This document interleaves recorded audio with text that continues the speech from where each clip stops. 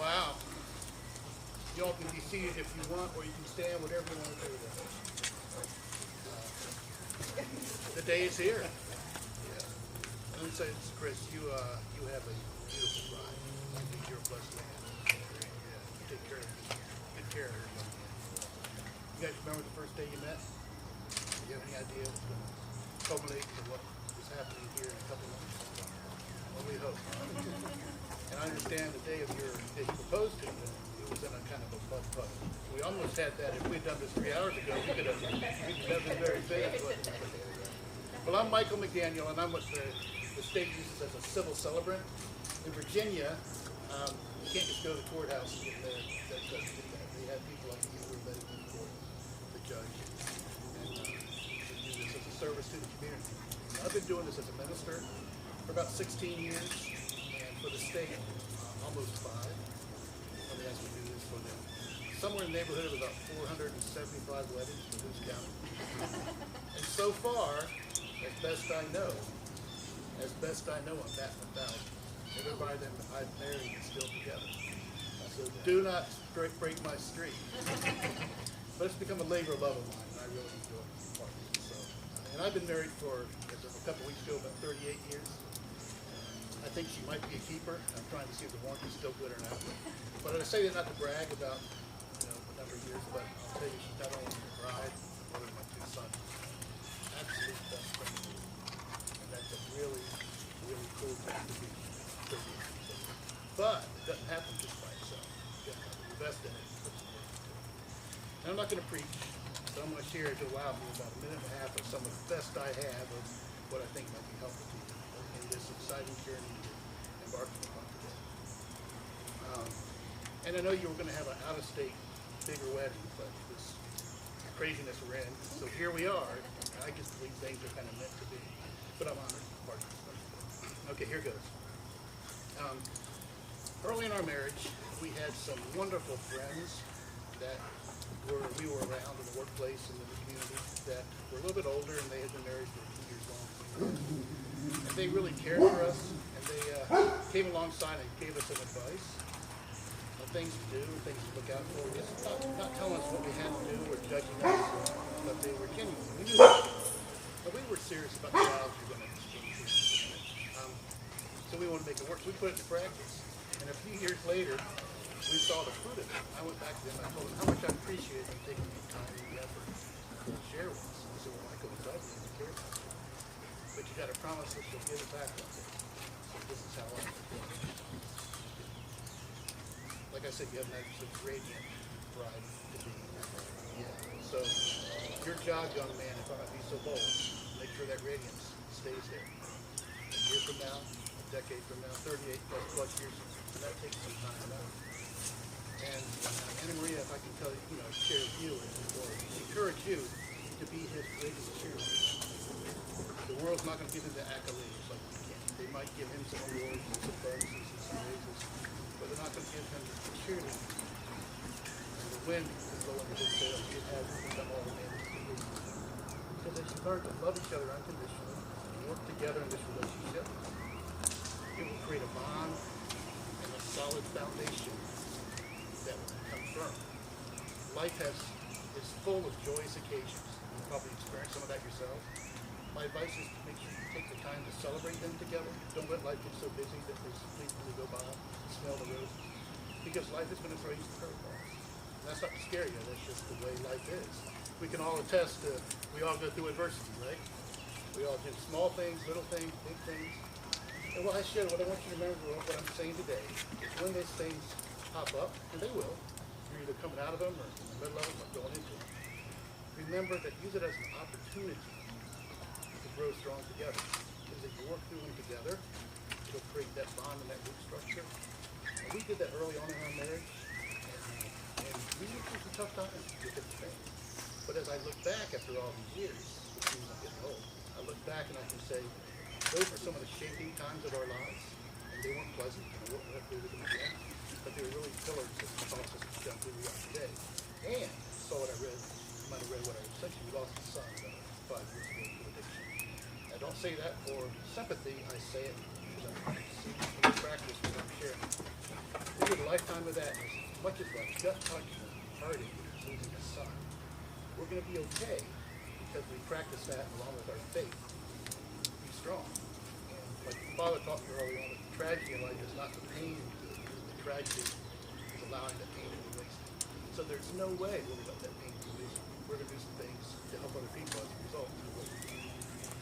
So I go through it together, work through it, strengthen yourselves, and then use it to learn from it. I would also encourage you to take the word self out of your vocabulary. It's not what Anne Maria can do for you.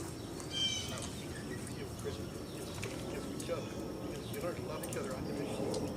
Not only will you strengthen your own walk, but if children start becoming a part of the equation, those around you will flourish in that environment. That's what I would encourage you to take the effort. Last thing I'll say is this. Because I genuinely care, it's also I'm going to be the guy that signs your wedding license, so you're kind of stuck with me, kind of part of my extended family. But if you ever hit a spot somewhere down the road, you don't have to, but if you want to reach out to somebody who's not going to judge you, who's not going to criticize you, who's not going to tell you what you should or shouldn't do, but I will share you from the heart what I think might help you to succeed in this journey called marriage. Fair enough? Not a sermon, just a couple of thoughts. Okay, ready to do this? Okay, get my glasses on. I've got it. You want to give your bouquet to somebody? It's contagious, you know. Quick, someone get a picture. Okay. You've written your own vows, and I'm going to take you through, and I think that's so cool. So I'm going to take you through them together as we exchange the rings, okay? This is it. Okay. All right. Chris, you want to go first? Okay. Let me guess which is her ring. Okay, if you would put that on her finger. What do you think about all this? You got a pretty good spot there. Okay, if you would put that on her finger and take her by the hands.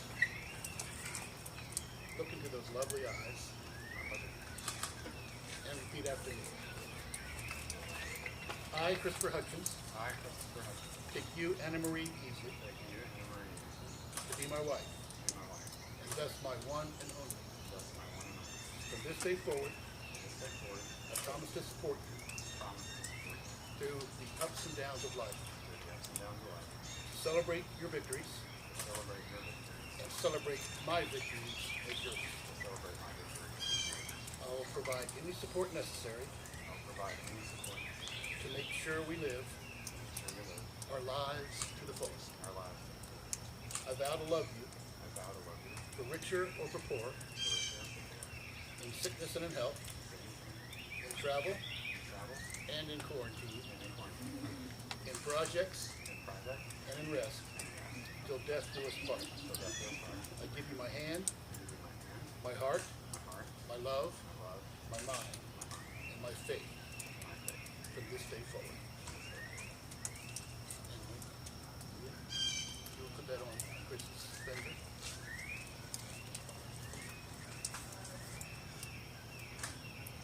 Okay, there you go. The first challenge in this. Okay. You repeat after me. I, Anna Maria, take you, Christopher, to be my husband, my constant friend, my faithful partner, to have and to hold from this day forward. I offer you my solemn vow to walk by your side and be your faithful partner. In quarantine and in travel, internationally and domestically, during projects and at rest, in sickness and in health, in sunshine and in rain, in good times and in bad. promise to love you, Christopher, unconditionally, support your goals, honor you, and respect you, and cherish you throughout the rest of my life. So this is the cool part. By the power vested in me by the Commonwealth of Virginia, I now pronounce you husband and wife with the kiss of the bride. Yeah. And who has the ropes? You have the ropes, right? Okay, we got something else too. Okay. More of that later. Okay. Now this is something I think is pretty cool. They wanted their first act of being a married couple. America's newest newlyweds, by the way. You tie a knot together, as in tying your knot. Yes, we're gonna tie the honey. Okay. I'm gonna really tie the knot this time. Really tie the knot. As a symbol of your not being tied. That's right. Meaning, so 2 ropes. Two ropes making one of you strong. That is so cool.